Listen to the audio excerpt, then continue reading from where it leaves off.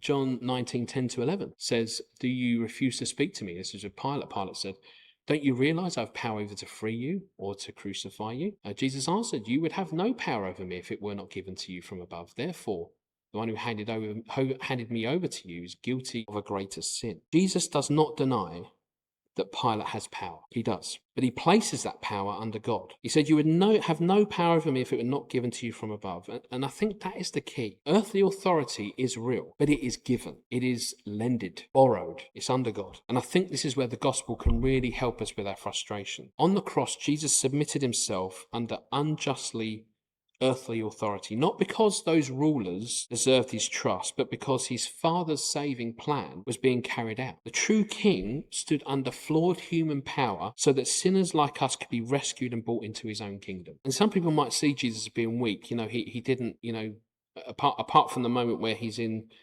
where they're exchanging money and he tips the tables over. Everyone likes to quote that one. But maybe people would think Jesus is weak. But step back a bit. What Jesus did not allow was for anyone on earth to dictate when he would die, when he would go to the cross, and when he would give his life for the people of this world. They felt they had control, but they had none. Jesus decided as and when the Father decided when it was time to do the things he needed to do. Multiple times he would tell the disciples, it is not yet my time. It is not my time yet, over and over again. So when we think control is in the little things, Jesus says, no, they're in the bigger things. It's all about timing. It's all about the bigger plan and what's going on. But this means our hope does not rise and fall with the quality of the people over us. If every manager were wise, every official fair, every decision careful, we would still need Christ. If the people over us fail us, as they sometimes do and will, we're still not abandoned. God remains God. Christ remains King. The cross shows us that God can work through even messy human power for good purposes we could not have arranged ourselves. Despite what they planned and they schemed, God used it to bring about his glory. Romans 13 verse 1 says, let everyone be subject to the governing authorities, for there is no authority except that which God has established. The authorities that exist have been established by God. Because Christ is King, we can honour earthly authority without panic, without stressing. We do not need to treat every leader as perfect. We do not need to treat every leader as the enemy. We can obey where we can, appeal where we should, and refuse only where faithfulness to God requires it. And still through it all, we can keep a softer heart. Why is that? Because our hope is not in people. When you detach that, when you take it apart and go, this person's making a decision, but I also make terrible decisions about my own life. Grace be to God that I stand here today. Grace be to God that they stand here today. So as we come to an end here of this message, when we all feel that familiar rise of frustration under someone else's decision, slow down. This is a challenge for us. Ephesians talks about this a lot. Fruit of the Spirit, right? Read that list. How challenging is that list of the fruit of the Spirit? The last one?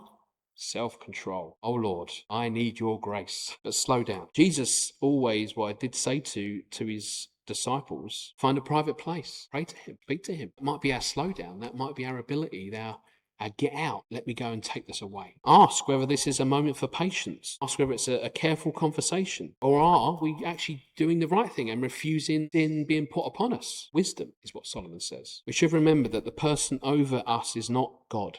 We should remember they have no more power than the next person. But we also need to remember balance, don't we? We are not God either. And so as much as it will sometimes evade us, sometimes be difficult, we're called to rest in the rule of Christ. Take it to God. That doesn't mean you have to be quiet about it. It doesn't mean you can't share it with him.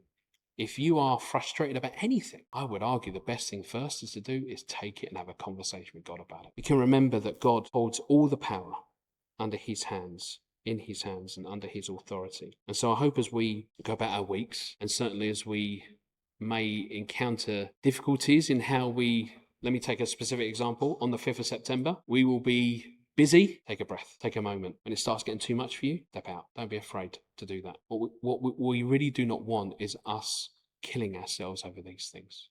Step back, say, hold on. It is not about me. This is about Jesus. So I'm going to give you exit ramps all over the place on the 5th of September.